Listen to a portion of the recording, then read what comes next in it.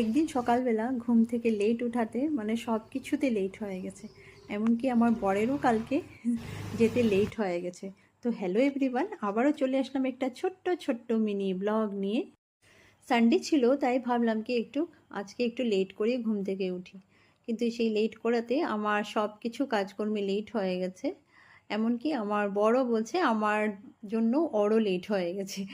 আমি বললাম আমি কেন আমার জন্য, বলে কি না তুমি লেটে উঠেছো তার জন্য ওরও লেট হয়ে গেছে। যেতে কাজে যেতে ওরও লেট হয়ে গেছে।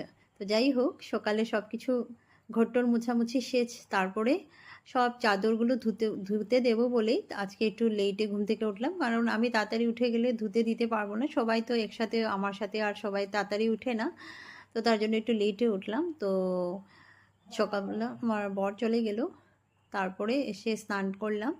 স্নান তো মা বলল কি তোমার পুজো দিতে লাগবে না, কারণ আমি পুজো দিলে এমনিতে অনেকটা লেট হয়ে গেছে, অনেকটা টাইম হয়ে গেছিলো। তো মা বলছিল আমি পুজো দিয়ে দেব। তো আমি ঠাকুর ঘরটা মুছামুছি করে ফুল তুলে তারপরে চলে আসলাম রান্নাঘরে। তো মা এখানে গরম গরম ব্রেকফাস্ট বানিয়ে ফেলেছিল। তো আজকে ছিল ব্রেকফাস্টে ব্রেড টোস্ট আর গরম গরম চা। আর যার ব্রেকফাস্ট করে মোবাইল ঘাটাঘাটি এতটা করতে পারেনি, অল্প একটু রেস্ট করলাম। আর তারপরে মা এদিকে ঢেঁকি শাক অনেকটা আনা হয়েছিল। তো মা সবগুলো না, কিছুটা ঢেঁকি শাকগুলোকে পরিষ্কার করে কেটে দিচ্ছিল।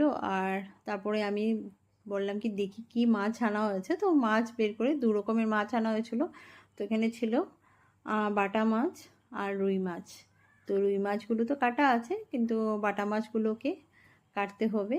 তারপর আমি বসে পড়লাম মাছগুলোকে কাটাতে। তো অনেকটা টাইম লেগেছিল মাছটা কাটতে। তারপরে এবারে মাছটা কাটা হয়ে গেছে। তো আমি দুই রকমের মাছ ছিল, তো এক রকমেরই বানাবো।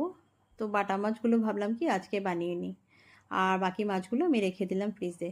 আর এদিকে শাকগুলো মা ধুয়ে রেখেছিল, তো বলছিল একবার আমি মানে ভিজিয়ে রেখেছি, তো লাস্ট একবার তুমি এবার ধুয়ে নিয়ে। তো মা আবার শাকগুলোকেও আবার একবার ধুয়ে নিলাম। আর এবারে রসুন ফোড়ন দিলাম আর শুকনো লঙ্কা দিয়ে তারপরে শাকগুলো দিয়ে দিলাম। আর অল্প হলুদ আর নুন দিয়ে দিলাম, আর কাঁচা লঙ্কা দিলাম। দিয়ে তারপরে নাড়াচাড়া গ্যাসটাকে কমিয়ে ঢেকে দিয়ে দিলাম। আর তারপরে মা এসে বলল কি পুরো বাইরে অন্ধকার হয়ে গেছে, অনেক জোরে বৃষ্টি আসবে। তো মা একা পারবে না, ছাদ থেকে অনেকটা কাপড় ছিল। তো আমি আবার চলে গেলাম, গিয়ে মা আর আমি মিলে ছাদ থেকে সব কয়টা কাপড় নিয়ে আসলাম। এসে তো কারেন্ট নেই, এখন তো কী করা যাবে, তরকারি কি করে মশলাটা করব। তারপরে আবার শিলনোড়াতে ঝটপট করে একটু কাঁচা লঙ্কা পেস্ট, পেঁয়াজ পেস্ট